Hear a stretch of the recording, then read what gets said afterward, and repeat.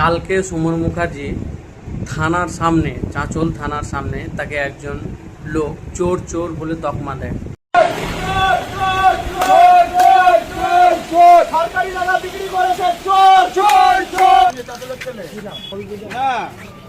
আপনাকে কেন বলবো? আপনি সরকারি সম্পত্তি কেন বিক্রি করেছেন? আমি করেছি। কে করেছে? আপনি তো দায়িত্বে ছিলেন। মানতে হবে সেই ছেলেটার বুকে দম আছে। একজন বিধায়ককে তার সামনে দাঁড়িয়ে তাকে বলছে যে চোর। সরকারি সম্পত্তি আপনি বিক্রি করতে পারেন না। আপনি বয়োজ্যেষ্ঠ লোক, দীর্ঘদিনের একদম। আমি একজন বিধায়কের সাথে কথা বলছি, এটা আমি জানি। দীর্ঘদিনের রাজনীতিবিদ, আমি সেটাও জানি।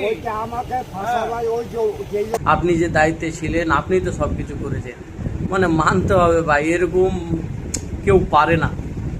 তো আপনাদের মতামত বলুন, সুমন মুখার্জি কি সত্যি চোর?